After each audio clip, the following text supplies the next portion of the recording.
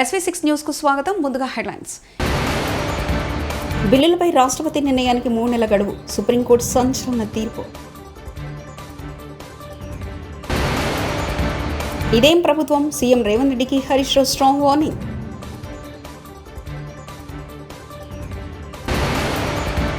కూటమి సర్కారు పాలనలో విద్యా వ్యవస్థ పూర్తిగా కుంటుపడిందని మెరుగు నాగార్జున మండిపడ్డారు. బీజేపీపై కుట్రలు. Purandeswari shocking comments. రాష్ట్ర గవర్నర్ పంపే బిల్లులపై రాష్ట్రపతికి నిర్దిష్ట టైంలను విధిస్తూ సుప్రీంకోర్టు సంచలన తీర్పునిచ్చింది. గవర్నర్ పంపే బిల్లులపై రాష్ట్రపతి 3 నెలల్లోగా నిర్ణయం తీసుకోవాల్సిందేనని అత్యున్నత న్యాయస్థానం స్పష్టం చేసింది. తమిళనాడుకు అసెంబ్లీ ఆమోదించిన 10 బిల్లులను రాష్ట్ర గవర్నర్ ఆర్ఎన్ రవి ఆపి ఉంచడంపై 4 రోజుల క్రితం సుప్రీంకోర్టు ఆగ్రహం వ్యక్తం చేసింది. ఇది రాజ్యాంగ విరుద్ధమని పేర్కొంటూ ఆ బిల్లులకు క్లియరెన్స్ ఇచ్చింది. ఏదైనా బిల్లులు రాష్ట్రపతి ఆమోదం కోసం నిలిపి ఉంచాల్సి వస్తే గవర్నర్ తీసుకోవాల్సిన అత్యధిక గడువు 1 నెల రోజులు మాత్రమేనని తీర్పిచ్చింది. 415 పేజీలతో కూడిన పూర్తి తీర్పును శుక్రవారం రాత్రి 10:54 సుప్రీంకోర్టు వెబ్సైట్లో ఉంచారు. ఏపీలోని మున్సిపల్ కమిషనర్లో ఇవాళ మంత్రి నారాయణ టెలికాన్ఫరెన్స్ నిర్వహించారు. మున్సిపల్ శాఖ ముఖ్య కార్యదర్శి Suresh Kumar, regional director, municipal కమిషనర్లు ఈ సమావేశానికి హాజరయ్యారు. ఈ సందర్భంగా మంత్రి నారాయణ మీడియాతో మాట్లాడారు. మున్సిపల్ కమిషనర్లు ఉదయం 6 గంటల నుంచే ఖచ్చితంగా క్షేత్రస్థాయి పర్యటన చేయాలని ఆదేశించారు. పారిశుద్ధ్యం, త్రాగునీటిపై ప్రత్యేక దృష్టి సారించాలని మంత్రి నారాయణ అన్నారు. రాష్ట్రంలో ఉన్న 2 ఢిల్లీ పార్టీలు దొందే. ఒకటేమో ఢిల్లీకి సంచులు మోసే పార్టీ, ఇంకోటి ఢిల్లీ వాళ్ళ చెప్పులు మోసే పార్టీ. ఈ 2 పార్టీల వల్ల తెలంగాణకు అన్యాయం జరుగుతుందంటూ కేటీఆర్ వ్యాఖ్యానించారు. ఒకటేమో సంచులు మోసే పార్టీ, ఇంకోటేమో చెప్పులు మోసే పార్టీ. ఢిల్లీ వాళ్ళ చెప్పులు మోసే పార్టీకి, ఢిల్లీకి సంచులు మోసే పార్టీలు 2 ఉన్నాయి. ఈ 2 పార్టీల వల్ల తెలంగాణకు జరుగుతున్నది అన్యాయమే. దొందే. ఇద్దరు కూడా దుర్మార్గులే. ఇద్దరు కూడా తెలంగాణకు ద్రోహం చేస్తున్న వాళ్ళే. నిన్నగాక మొన్న హైదరాబాద్ సెంట్రల్ యూనివర్సిటీలో 400 ఎకరాల భూమిని, అటవీ భూమిని ఇవాళ బ్యాంకులకు కుదబెట్టి పైసలు తెచ్చినామని చెప్పి నిన్న పిసిసి ప్రెసిడెంట్ మహేష్ గౌడ్ గారు చెప్తున్నారు. కానీ మళ్ళీ ఇంకా కూడా స్వయంగా పిసిసి అధ్యక్షుడే చెప్తుంటే కుదబెట్టినామని ఏం లేదని చెప్పి ఇంకో మంత్రి గారు మాట్లాడుతూ ఉన్నాడు. ఫస్ట్ కాంగ్రెస్ వాళ్ళు కూర్చోండి ఒక కాడ. కుదబెట్టినరా, అమ్మినరా, లేకపోతే మొత్తం దోసుకున్నారా, ప్లాట్లు కొట్టి మొత్తం లోపలనే కొట్టేసినరా, ఇదేందో కానీ మీరు మాట్లాడుకొని స్పష్టంగా బయటికి రండి. ఏం చెప్పదలుచుకున్నారు? మేము స్పష్టంగా ఆరోపిస్తా ఉన్నాం. మొన్న జరిగింది సెంట్రల్ యూనివర్సిటీ భూముల్లో కంచెగచ్చిబౌలిలో భారతదేశంలోనే అతిపెద్ద ఫ్రాడ్. తిరుమల శ్రీవారిని నటుడు శ్రీకాంత్ తనయుడు సినీ హీరో రోషన్ దర్శించుకున్నారు. శనివారం వీఐపీ ప్రారంభ విరామ దర్శన సమయంలో ఆయన స్వామివారి సేవలో పాల్గొన్నారు.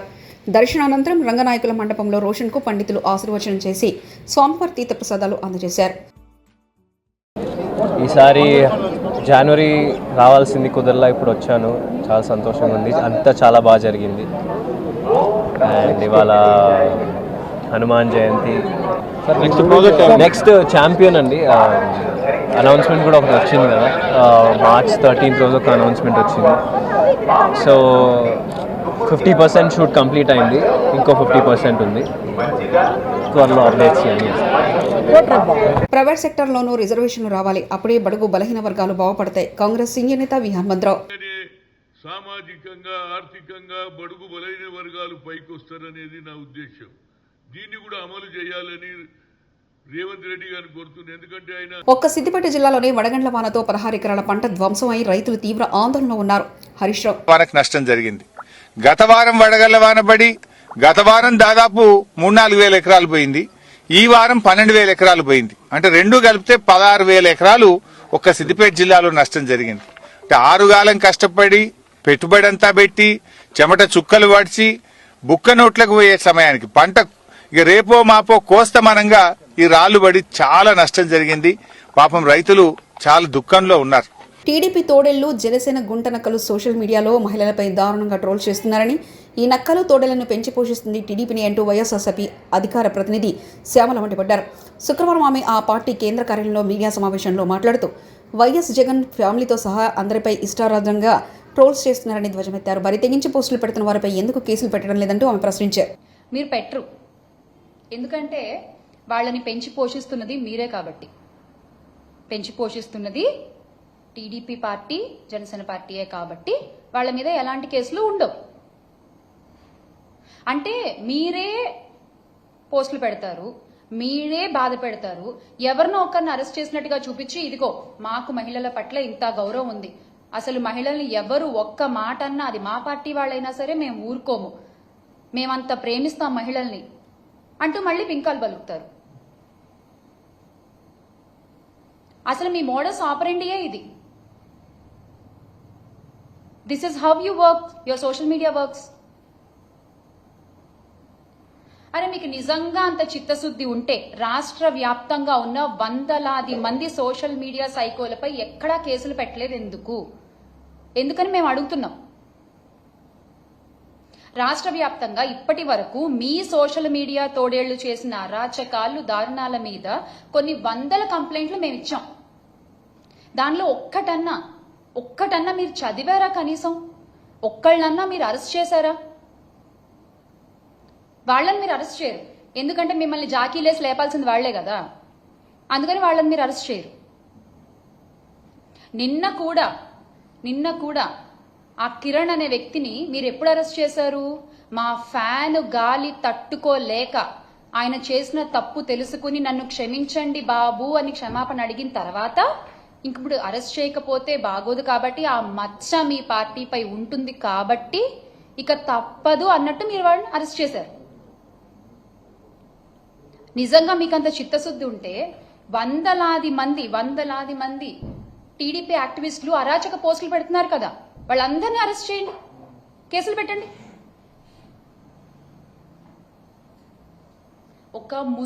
ఒక ముసుగు మాత్రమే నిన్న జరిగిన అరెస్ట్ కూడా. కూటమి సర్కారు పాలనలో విద్యా వ్యవస్థ పూర్తిగా కుంటుపడిందని వైఎస్ఆర్సీపీ నేత మాజీ మంత్రి మెరుగు నాగార్జున మండిపడ్డారు. కూటమి సర్కారు పాలనలో విద్యా వ్యవస్థ పూర్తిగా కుంటుపడిందని వైఎస్ఆర్సీపీ నేత మాజీ మంత్రి మెరుగు నాగార్జున మండిపడ్డారు. శనివారం ఆయన తాడేపల్లిలోని ఆ పార్టీ కేంద్ర కార్యాలయంలో మీడియా సమావేశంలో మాట్లాడుతూ వైఎస్ జగన్ హయాంలో పేదలంతా సంతోషంగా చదవగలిగారని, నేడు ఫీజులు కూడా చెల్లించలేని పరిస్థితి కూటమి ప్రభుత్వం తెచ్చిందని మండిపడ్డారు. ఫీజు రియంబర్స్మెంట్ నిధులు ఇవ్వకుండా ప్రభుత్వం కక్ష సాధింపులకు దిగిందని టీడీపీ కార్యకర్తలు ట్వీట్ చేస్తేనే మంత్రుల్లోకి స్పందిస్తున్నారని మెరుగు నాగార్జున మండిపడ్డారు.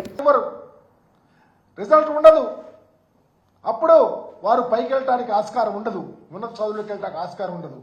ఎందుకు నిమ్మకు నీరెత్తినట్టు ఉన్నారో చెప్పాలని మరి విద్యామంత్రి గారిని, ఆంధ్ర రాష్ట్ర విద్యామంత్రి గారిని అడుగుతా ఉన్నాం.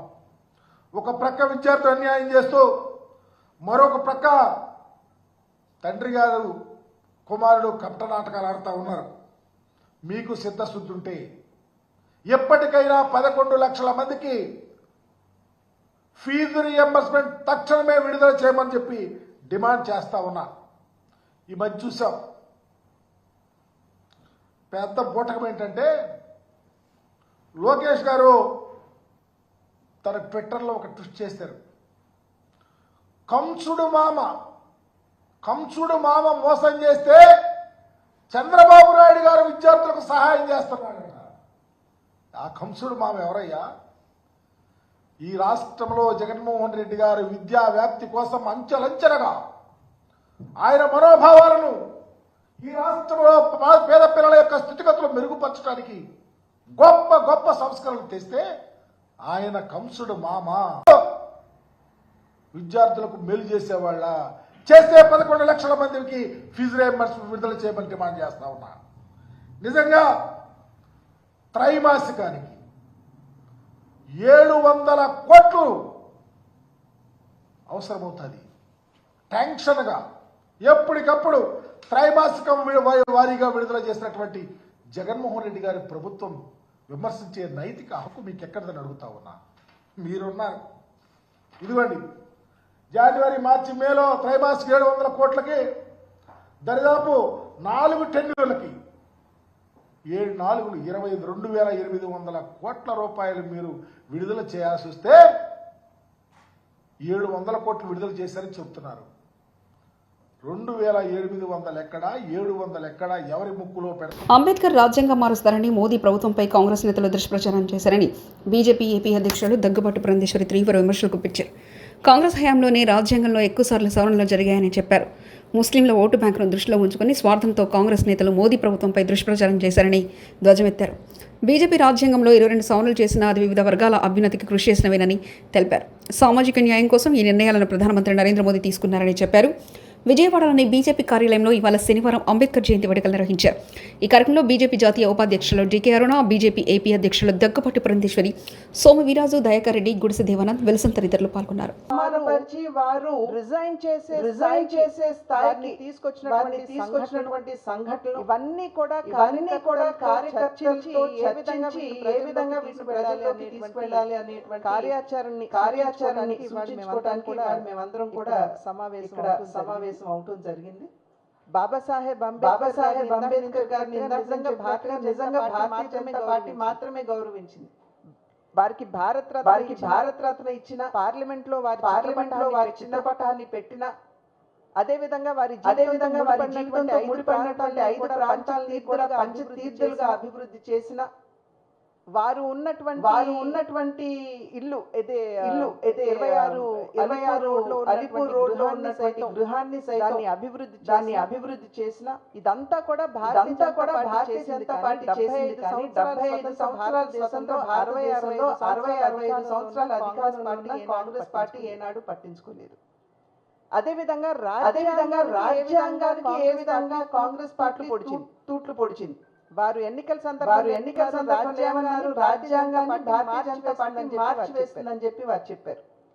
కానీ 106 సార్లు సవరణ జరిగితే దానిలో ఎక్కువ పర్యాయం కాంగ్రెస్ పార్టీ అధికారంలో ఉన్నప్పుడే సవరణలు జరిగాయి. ఆ సవరణలు కూడా వారి స్వలాభాన్ని వారి ఓటు బ్యాంక్ చేశారే గాని సామాజిక న్యాయంలో ఉన్నటువంటి వారి సంక్షేమాన్ని లేకపోతే అభివృద్ధిని అందించడానికి వారు ఎప్పుడు కూడా చేయలేదు. 22 పర్యాయాలు నరేంద్ర మోడీ గారు రాజ్యాంగ సవరణ చేసిన ప్రతి ఒక్క సవరణ కూడా దేశంలో ఉన్న సామాజిక న్యాయం అందించాలి అనేటువంటి ఆలోచన దృక్పథం. దానిలో భాగంగానే బీసీ కమిషన్‌కి చట్టబద్ధత కల్పించడం కావచ్చు, నారీ శక్తి అధినియమని మహిళలకు చట్టసభలో 33% రిజర్వేషన్ గా మార్పు చేయటం కావచ్చు. ఈ రకంగా ప్రతి ఒక్క 22 సామాజిక న్యాయాన్ని భారతదేశ అభివృద్ధిని దృష్టిలో చేసినటువంటి సవరణలని చెప్పి ప్రజలు గమనిస్తున్నారని చెప్పి మేము గట్టిగా విశ్వసిస్తున్నటువంటి విషయం. కనుక ఇవన్నీ కూడా ఇవాళ ఇక్కడ చర్చించుకుని ఏ విధంగా ప్రజలు నెల రోజుల క్రితం కాంగ్రెస్ కి చెందినటువంటి కర్ణాటకలోని ఉప ముఖ్యమంత్రి డికే శివకుమార్ గారు వారు ఇచ్చినటువంటి స్టేట్మెంట్ ఏమిటి అని చెప్పి మనం పరిశీలించినట్లయితే ముస్లిం మైనారిటీ అదనంగా 4% హనుమాన్ చిన్న జయంతి సందర్భంగా హైదరాబాద్ గౌలీగూడలో శ్రీరామ మందిరం నుంచి వీర హనుమాన్ శోభయాత్ర ఘనంగా ప్రారంభమైంది. గౌలీగూడ నుంచి కోటి, నారాయణగూడ బైపాస్ మీదుగా సికింద్రాబాద్లోని థర్డ్ హనుమాన్ ఆలయం వరకు ఈ ర్యాలీ సాగుతుంది. భక్తులు భారీగా తరలివచ్చి పాల్గొన్నారు. 12 కిలోమీటర్ల యాత్రకు భారీగా పోలీస్ బందోబస్తు ఏర్పాటు చేశారు. సీసీ కెమెరాలు, డ్రోన్లతో అడుగడుగునా నిఘా ఏర్పాటు చేశారు.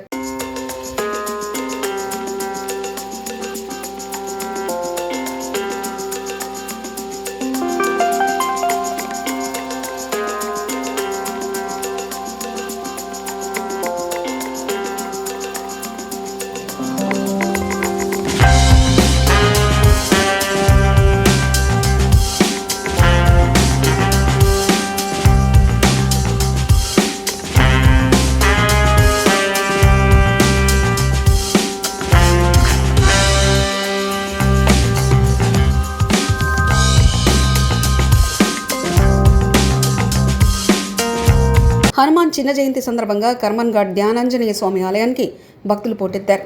బారాసా ఎమ్మెల్సీ కవిత స్వామివారిని దర్శించుకుని ప్రత్యేక పూజలు నిర్వహించారు. భక్తుల రద్దీ పెరగడంతో ఆలయ ప్రాంగణం కిటకిటలాడింది. రద్దీకి అనుగుణంగా భక్తులకు అసౌకర్యం కలగకుండా ఆలయ సిబ్బంది అన్ని ఏర్పాట్లు చేశారు.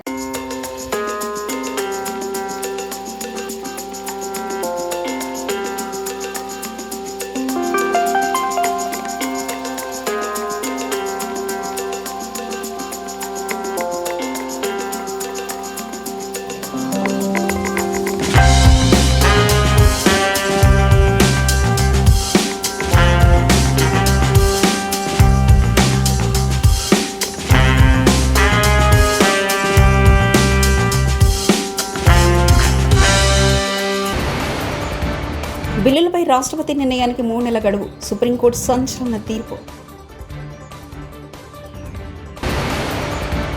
ఇదేం ప్రభుత్వం? సీఎం రేవంత్ రెడ్డికి హరీష్ రావు స్ట్రాంగ్ వార్నింగ్.